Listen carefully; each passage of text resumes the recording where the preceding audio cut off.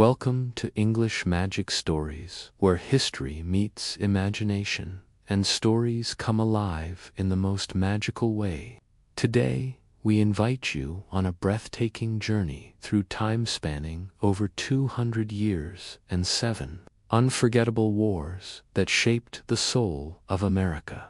In this epic historical fiction, we follow one American family across generations, from muskets to machine guns, from revolution to reflection, all within a powerful 5,000-word story you won't forget. The Spark American Revolutionary War.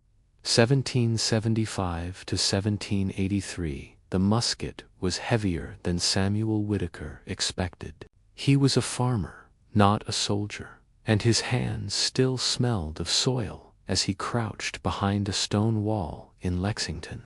The British were marching, and the whispers of rebellion had turned into gunpowder and steel. He didn't fire the first shot, but he fired the second. When the war began, Samuel had no grand visions. He wanted freedom from taxes he didn't vote for, laws he didn't write, and a king he'd never seen. At Bunker Hill, he saw men torn in half. At Valley Forge, he saw men freeze. But at Yorktown, he saw victory and wept. The dream had cost him friends, a brother, and most of his youth. But he returned to his wife with a battered uniform and a country that for the first time was theirs. Samuel never spoke much of the war, but he kept the musket above the fireplace. The forgotten fight war of 1812 to 1815. Samuel's son, Thomas Whitaker, inherited the farm and the musket. He also inherited a nation still defining itself.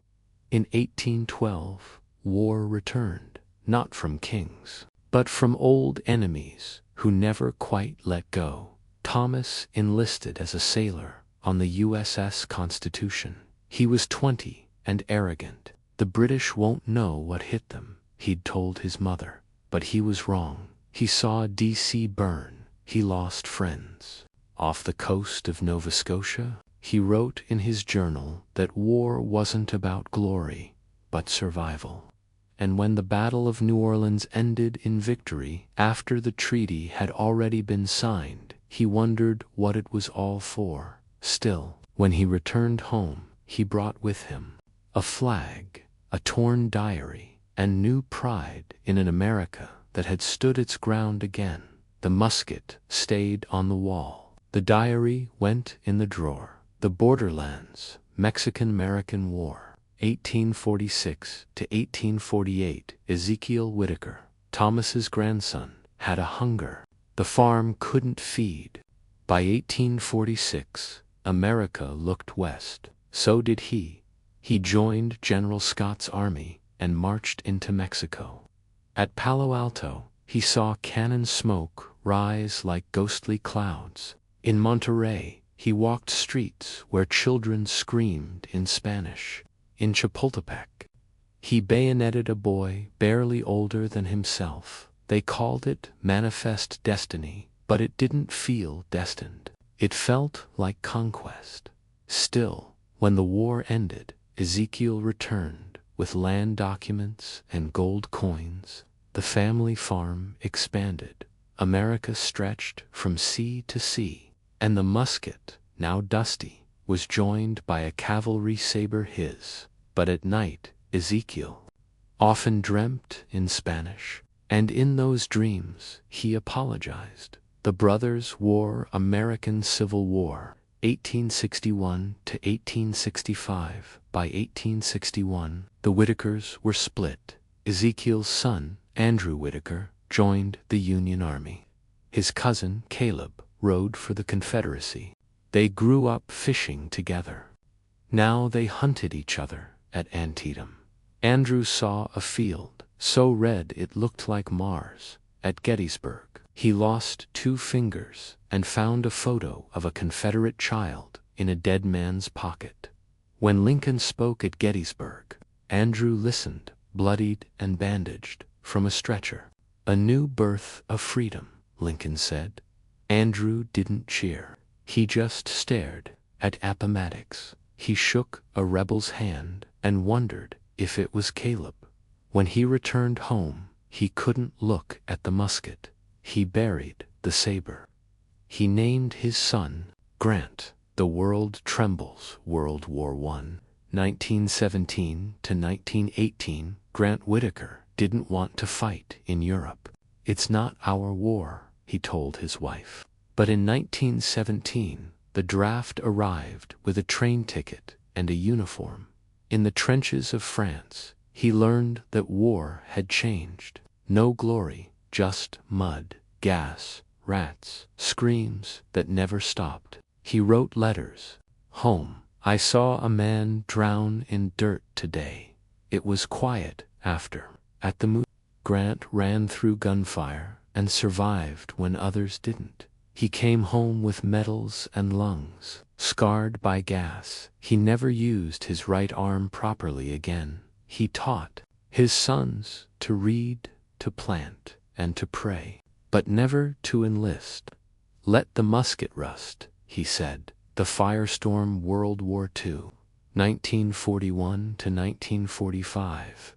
In 1941, the war came again. This time, not with muskets or cavalry, but tanks, planes, and Hitler's stormtroopers. Grant's son, Daniel Whittaker, was 19 when Pearl Harbor was bombed. He signed up the next day. Normandy, Bast, Taun, Dachau. He saw Europe's bones at Omaha Beach. He carried a friend's body across the sand. At Bastogne, he ate snow to stay alive. At Dachau, he saw things he never spoke of.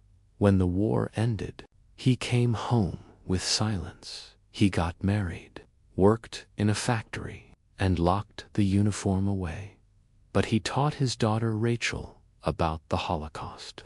He made her promise never to forget. When she asked about the musket, he just said, "It's seen too much." The long goodbye. Vietnam War, 1964 to 1973. Rachel's son, James Whittaker, was drafted in 1968. He didn't want to go. Protests were raging, and the country was fracturing again in the jungles of Vietnam. James found no front lines, only fear. His letters home were rare and vague. "It's green here, loud. I don't know why we're here." At Hue, he saw a friend shot by a child. In Malay, he saw things that broke something in him. When he came home, no one welcomed him.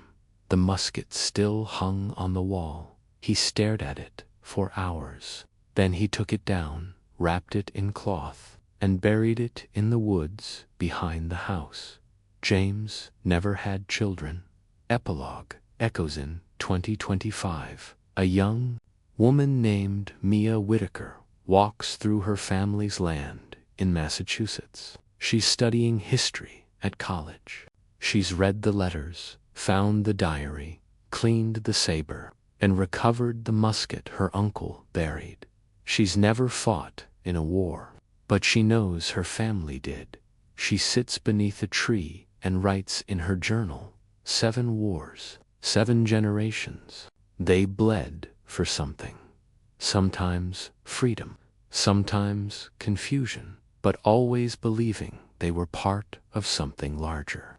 She places the musket in a museum, not as a weapon, but as a memory.